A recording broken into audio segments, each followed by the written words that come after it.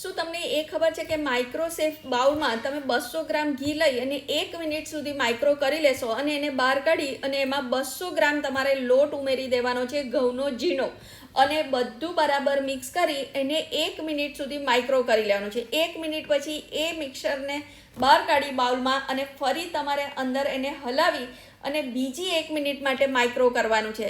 એ 1 minute થઈ જાય એટલે ફરી એને બહાર કાઢવાનો છે અને ફરી હલાવી અને ત્રીજી મિનિટ માટે માઇક્રો કરવાનું છે. આ પ્રોસેસ તમારે 3 વાર કરવાનો છે. એકવાર સામટો 3 મિનિટ માટે નથી કરવાનો, નહીં તો લોટ બળી જશે.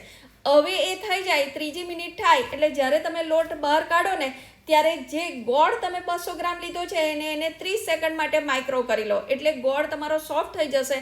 અને સુખડીમાં જ્યારે તમે ગોળ ઉમેરશો ને તો એકદમ સરસ, બહુ જ ઓછી મહેનતે ગોળ અને લોટ બરાબર મિક્સ થઈ જશે. હવે આ આખો પ્રોસેસ કર્યા પછી એમાં તમારે 1 નાની ચમચી ઇલાયચી પાવડર, 2 ચમચી ખસખસ ને 1 નાની ચમચી સૂંઠનો પાવડર. સૂંઠનો પાવડર ઓપ્શનલ છે પણ ટેસ્ટ બહુ સરસ લાગે છે. એ બધું જ તમારે ગોળ, લોટ, ઘી અને આ મસાલા બધું મિક્સ કરી દેવાનું. ત્યાં સુધી એક થાળીને ઘીથી જ ગ્રીસ કરવાની છે, એને સાઈડ ઉપર રાખો. હવે બધું બરાબર મિક્સ થઈ જાય ને એટલે તમારે એને થાળીમાં ઠારી દેવાની છે. એ થાળી અને ઉપર નટ્સ તમારે ભભરાઈ દેવાના, કારણ કે કોઈ પણ વસ્તુ ખાવાનું ત્યારે જ તમને ગમે જ્યારે એ લુકમાં સારી હોય.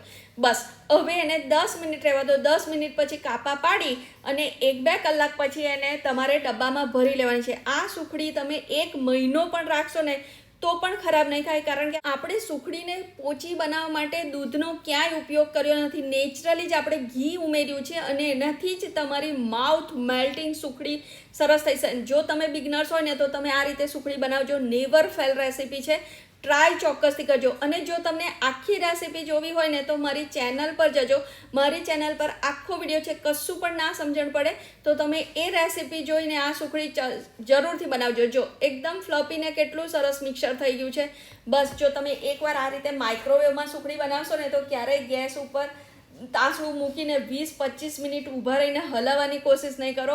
આ સુખડી તમે જેને ખવડાવશો ને એ તમારી વાહ વાહ કરશે. મવડી જેવી એકદમ પોચી અને બહુ જ સરસ સુખડી તમારી રેડી થઈ જશે. ફ્રેન્ડ્સ, રેસીપી ટ્રાય કરવા જેવી છે તો ટ્રાય ચોક્કસથી કરજો. તમને ગમી હોય ને તો તમારા ફ્રેન્ડ સાથે શેર પણ જરૂરથી કરજો.